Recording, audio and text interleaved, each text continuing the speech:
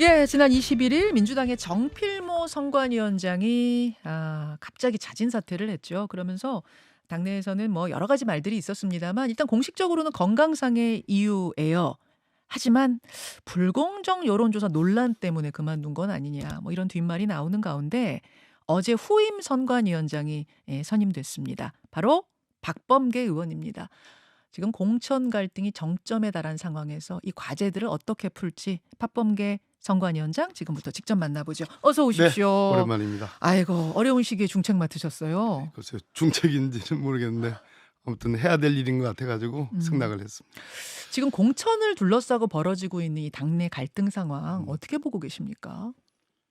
글쎄 이제 뭐 국회의원이 국민의 대표 아니겠습니까? 예. 헌법기관이기도 하고 그렇기 때문에 국회의원의 자격을 갖추는 기본 어떤 그 절차가 공천 아니겠어요? 예. 그것은 또 정당 민주주의와도 관련되고 대한민국 헌법에 있는 정당 제도와 매우 밀접한 아주 기초적인 과정인데 그 안에 다소간의 어떤 논쟁이나 뜨거운 어떤 대립 그런 것은 뭐 당연한 것이라고 봅니다. 그래서 그 이견들을 최종적으로는 정리하고 그래서 막판에 선거의 본질이 제대로 드러나게 하는 음. 그런 과정에서 필수적인 그런 과정이다. 아니 이렇게 생각합니다. 요새 이제 뭐 그런 얘기 있잖아요. 친명 횡재, 비명 횡사. 네, 그 네. 친명 단수, 비명 경선. 예, 예. 이런 식의 조어가 유행하기 시작하면은 그 선거가 음. 상당히 어려워진다는 속설이 있어요. 그래서 뭐 옥새 들고 나르샤 때도 그랬고 네. 이부망천 이런 거 예. 유행하면은 막 선거가 좀 어려워진다. 예. 이러다가 진짜 정권 심판론이고 뭐고 다 덮이는 거 아니야? 이런 얘기가 민주당에서도 나오는데 그 심각하게 안 보세요? 공천을 빨리 끝내야 되는 거고요. 지금 걱정하시는 앞 스테이지에서도 네. 그런 말씀하시는 걸 제가 이제 밖에서 들었는데 예, 예. 또 뭐 모든 도하 언론들이 다 그렇게 쓰고 있지 않습니까? 충분히 그런 점을 인식하고 있고 그러나 공천을 빨리 결정을 하고 예. 3월 스테이지에서는 본격적인 윤석열 정부에 대한 심판 그리고 경제 폭망에 대한 국민의 판단을 저희들이 구할 것이기 때문에 뭐 다소간의 그런 이견이 있더라도 그것도 어쩔 수 없는 그런 민주적인 과정으로 이해해 주셨으면 좋겠고 다만 제가 선거관리위원장을 맡은 이상은 예. 문제되는 그 이의 제기되는 그러한 이슈에 대해서 제가 다시 짚어보겠습니다. 그리고 향후에 벌어질 경선에 대해서 박범계 선관위원회 제 이름을 걸고 예. 공정성에 대한 시비는 적어도 없도록 그렇게 할 예정입니다. 오늘 제가 웃지 않고 얘기하고 있습니다. 지금. 판사 출신의 박범계 의원이 내 이름을 걸고 공정하게 지금부터는 예, 공정하게 하겠다. 예. 믿어달라 지금 그 말씀이신데요. 데이터 모든 것을 제가 직접 챙겨서 예. 제가 선거관리위원장 발표되니까 뭐 이런저런 후보님들 전화 주셔가지고 이런 서로 정반대되는 그러한 얘기들을 하시는 분들이 있는데 무엇이 본질이구나 하는 것을 제가 아는 이상은 구체적인 데이터들을 제가 직접 보고 거기에 대한 검증을 하고 그래서 공정성 시비는 차단하겠다. 하나하나 그럼 좀 짚어볼게요. 지금까지 논란되고 있는 것들. 네. 우선 지난 일요일 밤에 긴급 최고위가 소집됐던 그 장면으로 돌아가 보겠습니다. 친명계 인사죠. 김우영 강원도당 위원장이 사표 수리도 안 됐는데 친문계인 강병원 의원 지역구 서울 은평을로 왔다. 이런 경우에는 경선에 뭐 임하게는 하되 무슨 페널티라도 줘야 공정한 거 아니냐? 홍익표 원내대표하고 고민정 최고위원이 강하게 문제 제기를 했어요. 근데 이 부분이 기각됐습니다. 이건 어떻게 보십니까? 문제 제기할 수 있다고 보고요. 홍영표 원내대표나 고민정 최고위원이 그러한 문제 제기를 한 데는 그럴 만한 이유가 있다고 생각합니다. 왜냐하면 그 전제로서 강원도당 위원장을 하시던 분이 그 부분이 말끔히 정리되지 않은 상태에서 서울 출마 또 은평을 출마에 대한 그러한 그 이제 여론을 만들었는데 그 부분에 대해서 당에서 주의를 줬죠. 그러나 지금 제 선관위의 소관 업무는 아닙니다. 권한은 아닙니다. 그 부분에 대해서 재심인가요? 어디서 기각 결정을 했기 때문에 당헌 당규상 지금 뭐 최고위원회에서 그걸 뒤집을 수는 없는 거죠. 그러나 논의는 할 수 있죠. 선관위원장으로서 이 부분에 대해 의견을 반영시키실 수 있잖아요. 강한 영향력으로. 개인적으로는 어떻게 판단하세요? 좀 재심을 해가지고 페널티를 가지고 경선 치르게 하는 게 공정하다고 보세요? 어떠세요? 아까도 말씀드렸듯이 최고당의 이제 최고 기구는 최고위원회인데 최고위원회조차도 논의를 할 수 있지만 재심위에서 기각 결정된 그 사안을 뒤집을 수는 없기 때문에 지금 현재로서 제가 뭐 선거관리위원장으로서 지금 말씀하신 것처럼 음. 제가 의견을 표명하거나 그러기는 어렵습니다. 다만 아. 홍익표 원내대표나 고민정 최고위원이 지적한 그 부분은 상당한 정도로 얘기할 수 있는 부분이다. 이해는 된다. 이해는 된다. 그러나 방법은 없다 그런 말씀. 방법은 없죠. 예. 또 기각 하나가 결정이 있었기 때문에. 이것도 역시 재심에 관련된 얘기인데 네. 그 박용진 의원 케이스예요. 이분이 이제 하위 10%왜 하위 10%인지 도대체 내가 이해할 수가 없다 하면서 재심 신청을 했는데 소명의 기회조차 없이 바로 기각이 됐습니다. 이 케이스는 어떻게 보십니까? 역시 같은 케이스인데 제가 만약 선관위원장이 아니고 다른 어떤 위치에서 제가 오늘 이 자리에 출연했다면 이런저런 제 의견들을 얘기할 수가 있습니다. 개인 의견은 진짜 어떠셨어요? 어제까지 그제까지는 아니 그런 개인이셨잖아요. 부분을 박용진 의원이 어필을 합니다. 네. 하고 있는 것을 알고 있습니다. 그래서 아시다시피 이재명 당대표가 전당대회에서 선출되고 나서 끊임없는 수사와 기소와 공판에 시달리지 않습니까? 제가 그래서 검찰 독재 정치탄압 대책위원장을 맡고 있는 거고 그 과정에서 민주당의 의원님들이 예를 들어서 체포 동의안 문제라든지 이런 여러 사안에서 첨예하게 대립을 했고 예. 체포 동의안이 통과되는 일이 있었고 구속영장이 기각되는 이 과정에 예. 1년 반 동안의 과정의 어떤 산물이지 그것이 특정인을 겨냥해 가지고 무슨 평가를 잘못하고 그런 것은 아니라고 봅니다. 저희들은 분명하게 동료 의원들에 대한 평가와 당원의 평가와 여러 가지 그런 것들이 어떤 평가가 있기 때문에 그런 속에서 나온 결과이지. 그러나 문제 제기하는 데이터상의 그런 것들을 제가 볼 수 있는 권한이 있는지 모르겠습니다. 어제 발령받았기 때문에 그 부분은 보겠습니다. 예. 1년 반, 그러니까 이재명 대표가 재판 받고 뭐 체포동의안이 국회로 넘어오고 거기서 가결되고 기각되고 이 1년의 과정에 대한 평가라고 하셨는데 그 과정에서 그러니까 동료 평가에서 점수를 좀 낮게 줬다 그 부분 말씀하시는 거죠. 그게 크게 작용했다. 동료뿐만 아니라 당원의 평가가 있는 당원들도. 것이고 여러 평가들이 있죠. 예. 그런데 이제 네. 국민들이 이제 국회의원을 뽑는 건데 국민들 눈높이에서 볼 때 과연 박용진 의원이 지난 총선에서 서울 득표율 1위를 했던 박용진 의원이 의정평가 우수했던 박용진 의원 또 송갑석 의원도 마찬가지죠. 3년 연속 국회 의정평가 우수를 받은 300명 중에 딱 한 명 있는 의원이 어떻게 하위 20%가 되느냐. 이거를 국민들이 납득하지 못한다면 이게 과연 공정한 국회의원 평가인가 현역 평가인가 이런 의문을 제기할 수 있을 것 같은데요.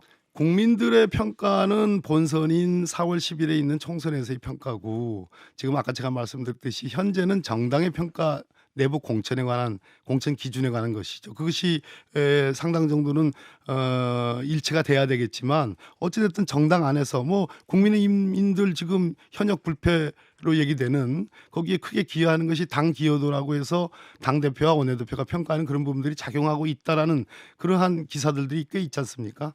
마찬가지로 저희들도 저희 민주당 안에서의 공천 시스템에 의한 여러 가지 평가 방식들이 적용이 된 거죠. 근데 그 적용된 수치가 혹시 잘못된 것이 있는지 그런 부분은 제가 보도록 하겠습니다.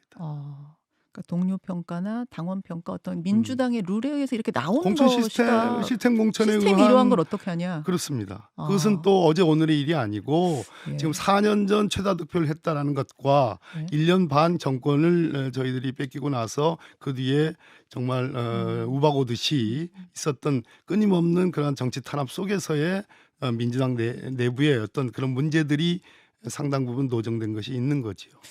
근데 그게 이제 국민 눈높이하고 많이 차이가 나면 본선에서도 어려워지는 거 아니에요? 그런 걱정도 좀 되지는 않으세요? 지금 여론이 너무 과격한 질문이신 것 같아요. 알겠습니다. 지금 이제 상황이 이렇다가 보니까 그 전에 그러면 혹시 이 의원들이 채점표를 좀 공개해 달라. 내가 좀 볼 수 있게 해 달라 하면 이 부분은 공개하실 생각은 있으세요? 선관위원장께서? 선관이라든지 공관이라든지 전략공천이라든지 재심이라든지 이러한 당의 공천 시스템 공천을 하는 기구들에 대한 근본적인 문제 제기, 의혹 제기를 한다면 그것은 당이 존립할 수가 없습니다. 그래서 지금 그러한 데이터를 공개해 달라라는 강력한 요구도 있는 사람이 있는 반면에 예. 그 공천 결과가 발표났는데 경선 결과가 발표났는데 그 데이터를 그냥 그 명확한 객관적 근거 없이 또 공표함으로써 벌어지는 지역구도 있거든요. 그런 속에서 궁극적으로는 어떻든 선거관리위원장이 바뀌었으니까 예. 저의 양심과 저의 공정성을 믿고 제가 문제제기하는 그 부분에 대해서는 데이터를 제가 직접 확인하겠다라는 정도로 말씀드립니다. 그러니까 박용진 의원한테 직접 보여줄 수는 없지만 박범계 의원을 좀 믿고 맡겨달라. 내가 채점표 보겠다 그 말씀이실까요? 그렇습니다. 아, 어제 이제 한동훈 비대위원장이 이 부분 관련해서 네. 우리는 이 결과 다 투명하게 공개할 거다. 근데 예. 민주당 이거 공개 못한다고 하면은 예. 이게 뭐라고 했죠? 가짜 시스템 공천이라고 예. 했던가요? 예. 이 비판은 어떻게 들으셨어요? 데이터를 다 공개한다는 말씀은 아닌 것 같고 그 과정들을 다 공개하겠다 뭐 그런 얘기인데요. 그거보다 더 중요한 것은 앞 스테이지에서도 다뤘는데 지금 그 현역 불패 아니겠습니까? 그리고 뭐 용액관이라는 또 신조어가 또 있던데 그런 분들이 속속 지금 다 단수 공천을 지금 받고 있는 거 아니겠어요? 뭐 권성동 의원 실제로 제가 현재 들려오는 여러 가지 목소리는 예. 뭐 탈당할 수도 있다 뭐 이런 소문도 있었다고 그러는데 결국은 공천을 받더라고요. 예. 또 뭐 용산 출신의 또 뭐 비서관들 이현모 비서관이라든지 이런 분들이 공천 받는 거 보면서 제가 뭐 남의 당 얘기한다는 제 당의 지금 문제도 지금 심각한데 그렇지만 어쨌든 현역 불패의 문제 그 안에서 작용하는 소위 이 대표와 당 원내대표의 소위 당 기여도 15점 100점 만점에 15%그 부분이 상당 부분 작용하고 있는 거 아닌가. 그래서 뭐 저희 당 걱정해 주시는 건 고맙지만 또 뭐 국민의힘도 앞으로 태풍에 또 휩싸일 또 그것이 오고 있다. TK 공천 어떻게 할 거냐. 결국은 일각에서 얘기하고 있는 29일 뭐 불과 내일 모레인데요. 뭐 김건희 여사 뭐 탄핵을 막기 위한 그러한 현역 공천 아니냐라는 일각의 비판도 상당 부분 있는 겁니다. 자, 근데 음. 고민정 최고위원이 예. 지금 이제 말씀드린 이런 여러 사례들이 불공정하다. 지금 뭐 지금 공천이 희한하게 돌아간다라는 뜻으로 당무 거부, 최고위 보이콧에 어제부터 나섰습니다. 네, 돌아오시겠죠. 지도부가 묵묵부답이다. 이럴 거면 최고위 왜 있는 건지 모르겠다. 이재명 대표가 태도 바꾸지 않는 한 최고위 참여하지 않겠다. 이렇게 발언도 했거든요. 이거 좀 심각하게 바라봐야 되는 상황은 아닌가요? 뭐 현상적으로는 그렇습니다. 고민정 최고위원이 갖고 있는 어떤 위치가 있는 거고 문재인 정부의 상당한 그 상징성도 갖고 있는 분인데 그런 속에서 그분이 지적하는 그런 부분들에 대해서도 저는 다뤄야 된다고 봅니다. 당 지도부에서 예. 충분히 토론을 해야 된다고 보는데 그러나 돌아오셔야죠. 그리고 보다 더 중요한 이 선거의 본질, 경제 폭망, 민생이 어려운 또 무능하기 이를 데 없고 안보 위기 여러 가지 위기들이 많지 않습니까? 뭐 우리가 독재로 탄압받는 걸 넘어서서 그런 부분에 대한 본질을 제대로 국민들께 알리기 위해서는 충분히 뜻을 전달했으니까 이제 돌아오셔서 같이 의논했으면 좋겠습니다. 그 명문 정당으로 가느냐, 명문 전쟁으로 가느냐의 상징이 돼버린 곳이 있어요. 임종석 전 실장이 도전장을 내민 곳, 서울 중성동 갑. 임종석 실장은 꼭 여기 나가겠다는 거고 당에서는 좀 다른 데 가라 계속 이야기를 하고 이 줄다리기 하는 게 거의 한 달째거든요. 네. 오늘 결론 납니까? 제가 그걸 어떻게 알겠습니까?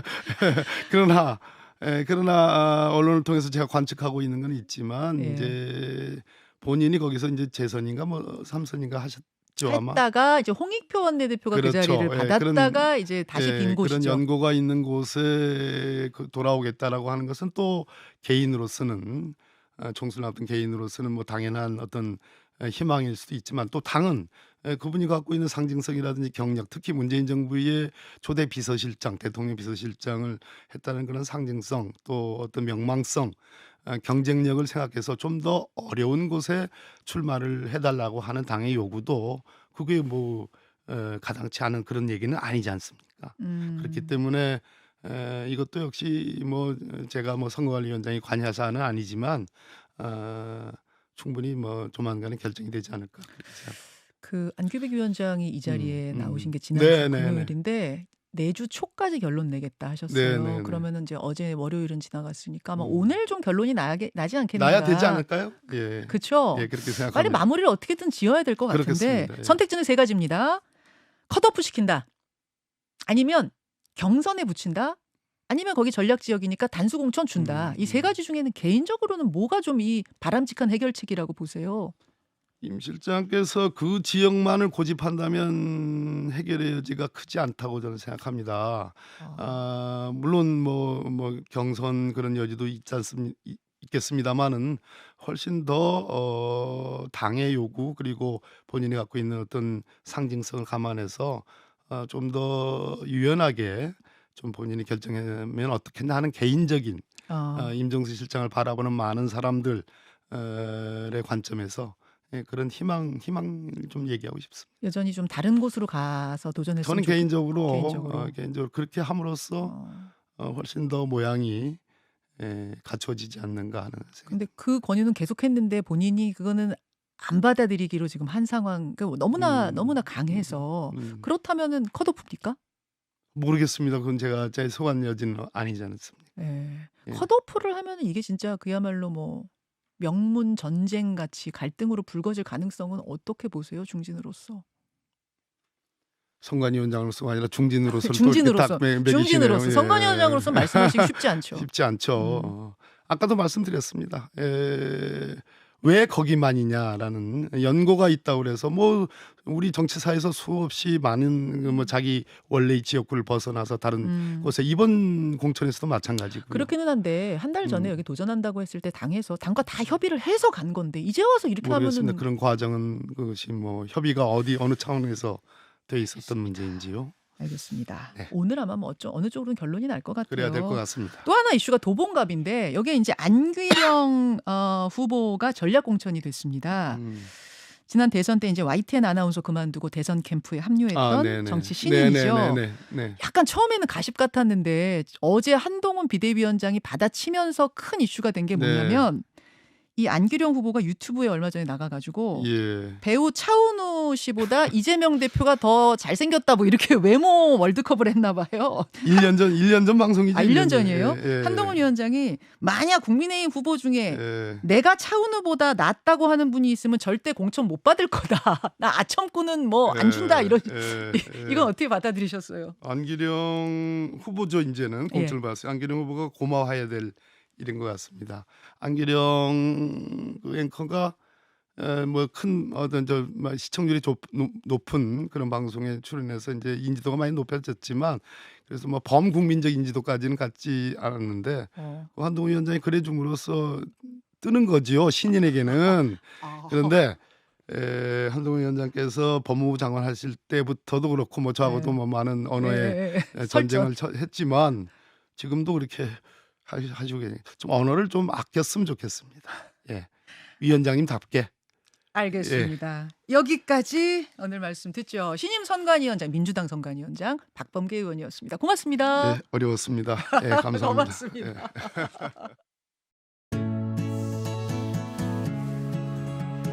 김현정의 뉴스쇼는 시청자 여러분의 참여를 기다립니다. 구독과 좋아요, 댓글 잊지 않으셨죠? 알림 설정을 해두시면 평일 아침 7시 20분 실시간 라이브도 참여하실 수 있습니다.